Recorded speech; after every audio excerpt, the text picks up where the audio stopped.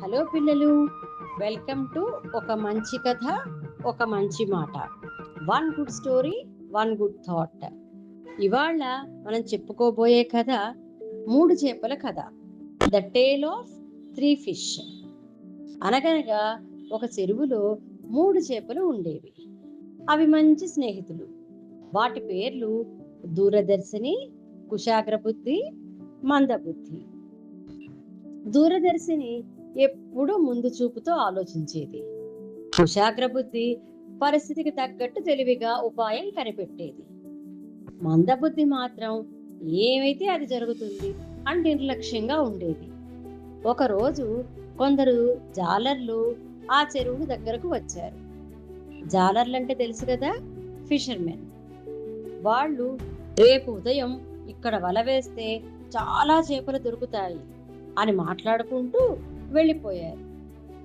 ఈ మాటలు విన్న దూరదర్శిని తన స్నేహితుల దగ్గరికి వెళ్ళి ఇలా చెప్పింది: మనకు ప్రమాదం రాబోతోంది, ఈ రాత్రే మనం మరో చెరువుకు వెళ్ళిపోదాం అని అంది.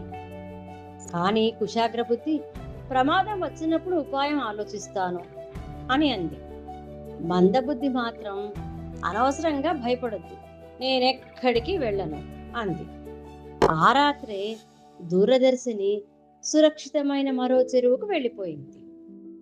మరుసటి రోజు జాలర్లు వచ్చి వల వేశారు. కుశాగ్రబుద్ధి వలలో చిక్కుకుంది, కానీ అది ఉపాయంతో చనిపోయినట్టు నటించింది. జాలర్లు దానిని ఒడ్డున పడివేయగా వెంటనే నీటిలోకి దూకి ప్రాణాలు కాపాడుకుంది.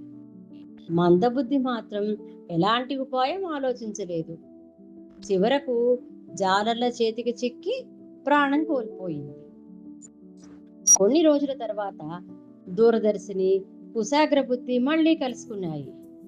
అప్పుడు అవి తమ స్నేహితురాలు మందబుద్ధిని తలుచుకొని ఇలా అనుకున్నాయి: ముందు చూపు ఉంటే ప్రమాదాన్ని తప్పించుకోవచ్చు, సమయస్ఫూర్తి ఉంటే కష్టాల నుంచి బయటపడవచ్చు, నిర్లక్ష్యం మాత్రం నష్టానికి దారి తీస్తుంది అని వాళ్ళ స్నేహితురాలని మళ్ళీ గుర్తు చేసుకున్నాయి.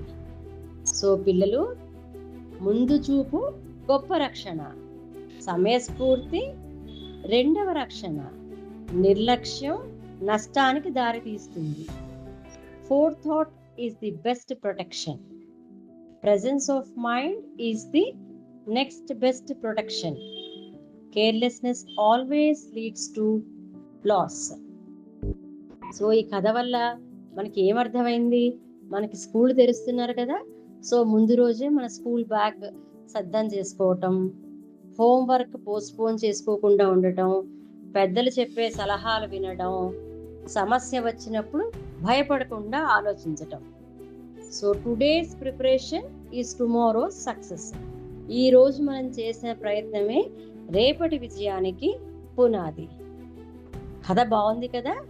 రేపు మళ్ళీ మరో మంచి కథతో కలుద్దాం.